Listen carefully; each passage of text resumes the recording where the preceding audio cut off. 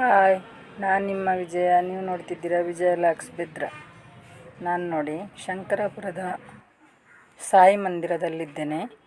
ನೋಡಿ, ಇಲ್ಲಿ ಇವತ್ತು ಗುರುವಾರ, ಹಾಗಾಗಿ ತುಂಬ ಜನ ಇದ್ದಾರೆ.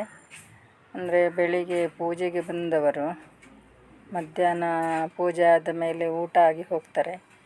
ಊಟ ಎಲ್ಲ ಇದೆ. ನೋಡಿ, ನಮ್ಮ ಕಷ್ಟಗಳನ್ನು ಸಾಯಿ ಬಾಬಾನ ಹತ್ರ ಹೇಳ್ಕೊಳ್ಬೋದು.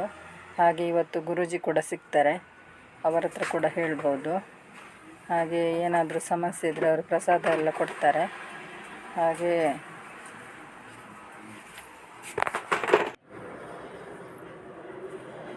ನೋಡಿ, ಇಲ್ಲಿ ಗುರುವಾರ ಪಾದ ಪೂಜೆ, ಬೇರೆ ಎಲ್ಲ ಪೂಜೆಗಳೆಲ್ಲ ಇದೆ. ಮಾಡಿಸುವವರು ಮಾಡಿಸ್ಬೋದು. ಆದರೆ ವ್ರತದವರೆಲ್ಲ ತುಂಬ ಜನ ಇದ್ದಾರೆ. ಎಲ್ಲ ಊಟ ಮಾಡಿ ಹೋಗ್ತಾರೆ.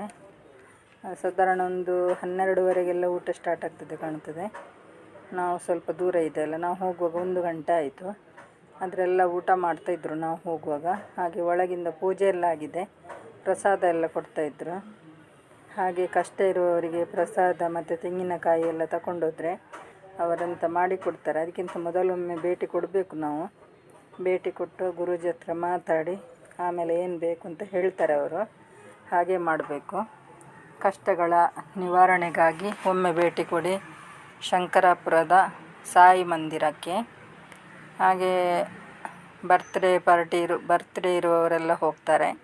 ಹಾಗೆ ಕಷ್ಟಗಳಿರುವವರೆಲ್ಲ ಹೋಗ್ತಾರೆ. ಎಲ್ಲ ಹೋಗಿ ದೇವರ ಹತ್ರ, ಅಂದರೆ ಬಾಬನ ಹತ್ರ ಕಿವಿಯಲ್ಲಿ ಹೇಳಿ ಅವರವರ ಕಷ್ಟಗಳನ್ನು ಹೇಳಿ ಪರಿಹಾರ ಮಾಡಲಿಕ್ಕೆ ಹೇಳ್ತಾರೆ.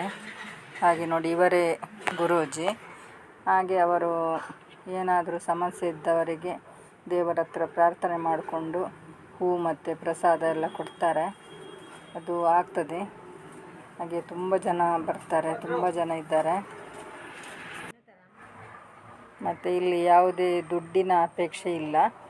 ಆದರೆ ನಾವು ಮಾಡಿದಂಥ ಕೆಲಸಕ್ಕೆ ಪ್ರತಿಫಲವಾಗಿ ನಮಗೆ ಇಷ್ಟಾರ್ಥ ಈಡೇರಲಿಕ್ಕೋಸ್ಕರ ನಮ್ಮ ಇಷ್ಟಾನುಸಾರ ದೇವರ ಎದುರಲ್ಲಿ ಕಾಣಿಕೆ ಹಾಕಬಹುದು.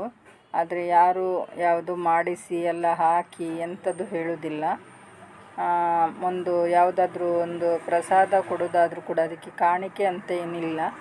ಅವರವರ ಇಷ್ಟಾನುಸಾರ ಹಾಕ್ಬೋದು. ಹಾಗೆ ಊಟದ ವ್ಯವಸ್ಥೆ ಎಲ್ಲ ಇದೆ. ಅದಕ್ಕೂ ಕೂಡ ಯಾರಾದರೂ ಇಚ್ಛೆ ಇದ್ದರೆ ಕೊಡಬಹುದು, ಅವರೇನು ಹೇಳುವುದಿಲ್ಲ.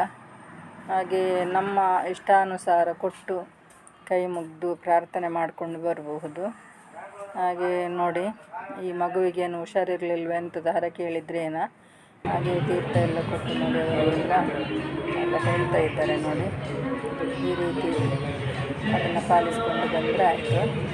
ತುಂಬ ಚೆನ್ನಾಗಿ ನಮಗೆ ಪ್ರಸಾದ ಕೊಟ್ಟು ಎಲ್ಲ ಹೇಳೋದು ಎಲ್ಲ ಮಾಡ್ತಾರೆ. ನೀವು ಕೂಡ ಒಮ್ಮೆ ಬನ್ನಿ.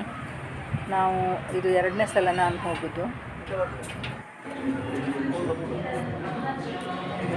ಕಷ್ಟದಲ್ಲೇ ಇರುವವರು ಹೋಗಬೇಕಾಗಿಲ್ಲ, ಖುಷಿಯಲ್ಲಿ ಕೂಡ ಹೋಗ್ಬೋದು. ಹೋಗಿ ದೇವರಿಗೆ, ಗುರುಗಳಿಗೆ ಕೈ ಮುಗಿದು ಪ್ರಾರ್ಥನೆ ಮಾಡಿ ಎಲ್ಲ ಬರ್ಬೋದು. ನೋಡಿ, ಇದು ಹೊರಾಂಗಣ, ದೇವರ ಹೊರ ಸೈಡಲ್ಲಿ, ಇದು ಒಳಗೆ. ಹಾಗೆ ಎಲ್ಲ ಲೈನ್ ನಿಂತಿದ್ದಾರೆ ನೋಡಿ, ದೇವರ ಹತ್ರ ಪ್ರಾರ್ಥನೆ ಮಾಡಲಿಕ್ಕೆ ಅಂತ. ಹಾಗೆ ಇಲ್ಲಿ ನೋಡಿ, ಹೊರಗೆ ಎಲ್ಲ ಊಟ ಎಲ್ಲ ಮಾಡ್ತಿದ್ದಾರೆ. ನೋಡಿ, ಅಲ್ಲೆಲ್ಲ ಊಟ ಮಾಡ್ತಿದ್ದಾರೆ, ಅಲ್ಲಿ ಬಡಿಸ್ತಿದ್ದಾರೆ. ತುಂಬ ಚೆನ್ನಾಗಿದೆ ಪ್ಲೇಸ್. ಯಾವುದಕ್ಕೂ ಕೊರತೆ ಇಲ್ಲ, ಗದ್ದಲ ಇಲ್ಲ, ಅಂದರೆ ನೋಡ್ಕೊಂಡಿದ್ದಲಿಲ್ಲ. ಎಲ್ಲ ಲೈನಾಗಿ ನಿಂತಿದ್ದಾರೆ. ತುಂಬ ಚೆನ್ನಾಗಿದೆ.